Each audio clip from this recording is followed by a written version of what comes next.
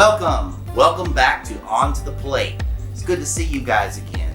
Thanks a lot for the subscriptions and also the likes. We do want one tonight. But what I'm going to do tonight is I want to show you. Come on and step on over here. What we're going to do tonight is we're going to do some Southwestern bacon wrapped, twice baked potatoes on the grill. We're going to do everything on the grill. If you like to cook inside, that's fine. Some people do. I like to do it all on the grill. So let's go ahead and go through some of these ingredients so I can show you what we got here. What I did was I went ahead and cooked these baked potatoes in the oven at about 350. You can also cook them a little faster at 400, 500, depending on the size of the potatoes and also depending on how much time you got. If you don't have enough time, you can microwave them for about 20, 30, a minute and a half to kind of get them soft, and then go ahead and throw them in the oven with some foil on them. We're not going to be able to show you that process, but that's pretty easy. But then when they come out, you go ahead and clean all the interior of the potatoes out. And what we've done here is I've used 2 potatoes with the skins and all the other ingredients, which is potato. We're going to throw more ingredients in here, but this is all the potato that we're going to use to restuff these, and we're going to put bacon on them. But let me show you what we start with here. What I like to do is I like to throw a half a stick of butter. I like to use the Mexicana sour cream. It's a little bit more smoother.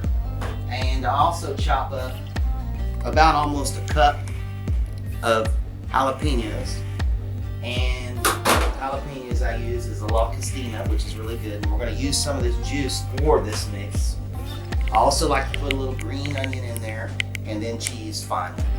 But we're going to move to that step in a few minutes, because I'm going to have to go in and melt this butter and we're going to make it out here. But what we're going to add to these baked potatoes, which is going to make it so awesome, is akashi steak. It's Japanese steak. If you ever had that, they do grow these beef in South Texas, which is very, very good. It's very good. It's very lean, but it's very rich. And we've got 4 nice fillets here, ribeyes, which is what we're going to be cooking. I've got all my seasonings over here, and we'll go through that as we do the process of the cooking. And we're also going to add some yellow bell pepper and some red and some onion on these steaks as we cook them. And this is going to be awesome. It's a real quick, easy thing to do. It just takes a few minutes to get everything together. But like I said, it's a little bit more difficult when you're outside and you don't have running water to do. But if you prep it right, you're going to have a party on the weekend. You want to do it, get everything ready. You guys will have a kick butt akashi steak and Southwestern baked potatoes. All right, we've got the butter melted. And what I do is I just use a half a stick, and I go ahead and pour that into my mix here of my potatoes. Now what I like to do is I like the potatoes to cool down, because you're going to be putting them on the grill. And if you put them on the grill when they're hot, just right out of the oven and it's real hot, it'll be real mushy. And what'll happen is it'll fall out on the grill, and you don't want that to happen. But what I'm going to do is I'm going to show you what I'm going to put in my ingredients. So right now what I do is I take some jalapenos. I usually like to use, I kind of eyeball it, but I cut up almost 3/4 of a cup. And I'll put about half of that in there just to kind of see where I'm at, and I'll add a little bit more to it later. This is the secret. This is what makes your twice baked potatoes give it a little good flavor. I add a little of juice in there, not much, just to get it a little bit wet. You don't want to add too much, because then you're going to use your sour cream. And this specific sour cream is a little thinner than anybody's ever seen. It's real thin. So we've got butter, jalapenos, and we also have the sour cream, okay? I don't like to add any salt or any kind of black pepper or anything like that to these potatoes. I like everybody to decide what they want to put on it afterwards. So I put my jalapenos in there, my sour cream, and then I go ahead and throw me some cheese in there. You can get the block cheese, grate it yourself. You can go ahead and get the bag cheese. This is some sharp cheddar. I like to use sharp cheddar. You can use medium cheddar depending on white cheddar. You can even use Swiss cheese. You can use any kind of cheese you want on there, because it's always going to be good. Just depends on what kind of cheese you like. And I just put a little bit of cheese in there. And then after that, I'll set that right here, I go ahead and get me some green scallions, which is green onions. And I call it a blade. I throw about 1.5 blade in there. So what I'm doing is I'm not adding everything at once. I'm adding it as I go. So once I get my mixture all mixed up, I'll know where I'm at on my consistency. And then I'll be able to stuff these potatoes. Like I said, these potatoes have been baked for about an hour ago. They're cool, they're almost room temp. don't want them real hot because once you put them in there and you put the bacon on them, and you put them on the grill, you don't want everything to run out. So if you'll notice, I'm mixing them and they're just about medium thick. So I'm gonna add a little bit more to it, not too much, because I want them to be thick and I don't want them to run when I'm cooking them on the grill. I'm gonna go ahead and show you the mixture here and the consistency of these potatoes. So you won't, when you put them on the grill, it won't be too wet, because you don't want your potatoes to be too wet. If you can take your potatoes and roll a ball like this, you got something you can put in your skins. And that's what we're gonna do. So I'm gonna go ahead and move these off here to get a little room. Like I said, I'm working cold now, and I'm gonna turn this grill on a little bit and we're ready to cook everything. And I wanna show you how I'm gonna go ahead and set these potatoes up. What I like to do is I like to get a big batch, and I roll me up something like that. I go ahead and set it in that skin and push it down.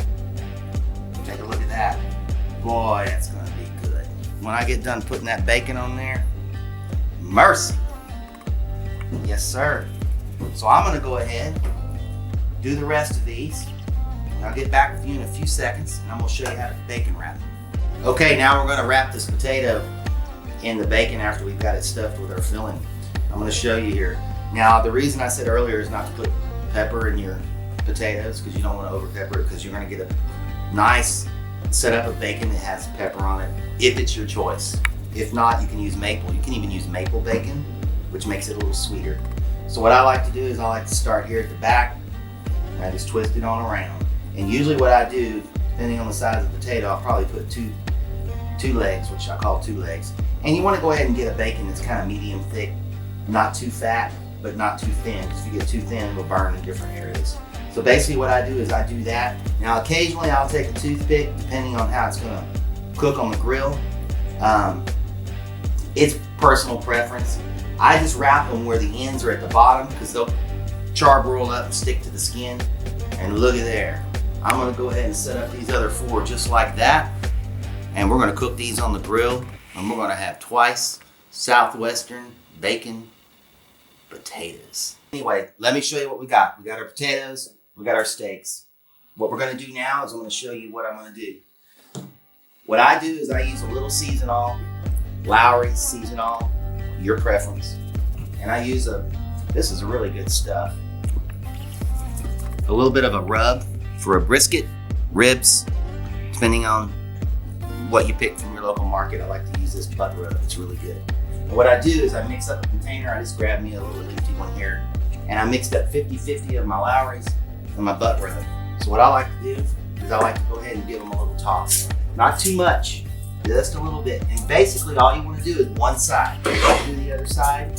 You just want that side, one side to be lightly coated, because once you fire it up, you're going to keep your seasoned side up, and you're going to keep the steak that has no seasoning on the back side of it, so it'll taste originally good. Now, this is the caution steak. It's going to be really tender, so you don't want to absorb it in. So when you flip the steaks over as you cook them, it'll flash and it won't soak into the meat, but you'll still have a flavor. So this is what we're going to do next. I'm going to fire up the grill, and I'll show you how we're going to proceed with this delicious bacon wrapped potato and these steaks. Here we are. I've got my onion in my hand. You're probably wondering why I didn't put any onion in any of the ingredients, but my onion's to clean the grill. I like to go ahead and give the grill a little bit of glaze of onion. It helps. It also cleans. I did clean this grill a little bit earlier. It helps give it a little bit of flavor. And then I like to go ahead and throw me a little bit of spray. Not much, just a little bit to lubricate. That way you don't want your potatoes to stick. So what I do is I go ahead and start my potatoes first before I start my steak, because I want them to get a little bit of head run on it. I don't want them to be lagging and we're waiting on it, and we got the steaks that are medium rare or rare that we want. So I put those on there. Oh, these are going to be delicious. And I like to space them apart because they are going to splatter a little bit against each other. And these are going to be excellent. Now what I do is I put them down first, like I did tell you. Make sure your wraps are at the bottom, so that's going to stick against the potato skin peel, and that's going to help the potato when you flip them not to come undone and flop everywhere. So we're going to let those go for a little bit. Come on over and take a look. And just start these, and I'll get back with you here in a minute, and we'll show you how they start turning out before we put our steaks on. All right, here we go. We've got these on. They've been running about 5 minutes. We're gonna check them real quick. Take a look at those. They're coming along. I'm gonna take a look at them. I'm just gonna take a little peek. We got. Yeah, look under there. See how it's cooking? I'm gonna let it go for a little bit more, and that way it'll seal it off, seal the deal, as you so to speak. But while I'm doing that, I'm gonna go ahead and throw some peppers on and let those get started before we put the steaks on. Okay, here we are. We checked them a few minutes ago, but what we're gonna do now is we're gonna go ahead and flip them because I know they're ready. Now, if you'll see, oh, I got a straggler there. He's pulling off. But as you see how it sticks to the potato skin, one fell off, but it's okay. It'll come. Now I'm gonna cook it on the other side. Look at there. How do you like that? That is awesome. Now what's gonna happen is this bacon's gonna cook on the other side of it. Look at there. We might have to put some picks in there a little bit, but let these cook for a little bit longer. Let this peppers get going, and then we're gonna cook the steaks. We're getting closer. Okay, here we go. I'm running these puppies for about 15 minutes. We're gonna open this up and we're gonna go ahead and put them on our plate. Look at there. We got some potatoes that you can really, look at there. You don't want them too dark. Some of these might be a little too dark. Don't worry about it, because I guarantee you, once you crunch those in, they're going to taste really good. That bacon's just about right. You got to remember, you're going to be eating a steak with it. And that's what I'm going to put on the grill next. Here we go. Look at them puppies. Meanwhile, I got my peppers over here that are done. I'm gonna let these sit over here and cool them off. And what I like to do is after I cook a hot steak, I don't like my peppers to be really hot. I like them to sit and chill a little bit. So we got our potatoes done. They are a little bit more crispy, but once you start getting into the mashed potatoes part of it, it's gonna blend and it's gonna be excellent. All right, so here we are. This is the hotter side of the grill. I'm gonna put 4 steaks on there. Go ahead and glaze me up here so I don't have any problems with anything sticking. And we're just going to lay these on there and we're going to let them run for about 5 minutes each side. And like I said, we're going to put down the non-seasoned side first.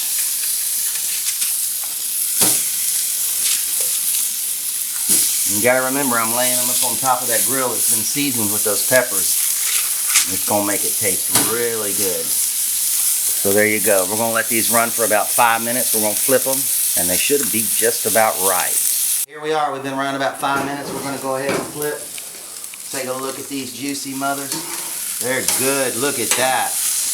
Oh, yeah. That's perfect. Now what I'm going to do is I'm going to let these cook for a little bit. Probably about another 3 minutes. But before I do that, I mixed up a little bit of garlic and butter, no salt. I only put the seasoning. Now remember, the seasoning's on the bottom side of the steak. That's all you're going to get. You don't want to over-season your steaks. And I'm just going to glaze these a little bit with that garlic and that butter. And man, we're going to have something. We got something going on. And you don't want to put too much. Just a little bit. That's all you want. And that'll give it the juices that you want. And I also like to do a little bit of flour in there, just a little bit of vodka in there. Now this is a heat flame reduction grill, but it's getting that season from the vodka. I'll give it a little flavor, that's all.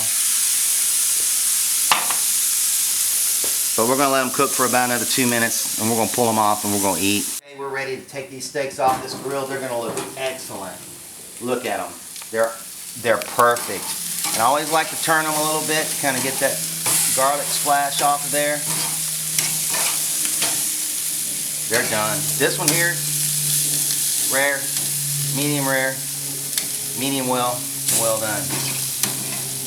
I like to take them over here and turn them on there and stack them. Throw this one on here, bring it around. And I smell that garlic and it smells really good. Like I said, only season them on one side and put your butter garlic on the other. And we're there, folks. How you about that? Those are going to be some juicy Akashi steaks. Well, here we are. We got our Akashi steak, our Southwestern baked potato bacon wrap. There you go. Put that in your notebook. It's an easy recipe. Like I said, subscribe and like. Follow the instructions on the video and you'll come out with an excellent meal.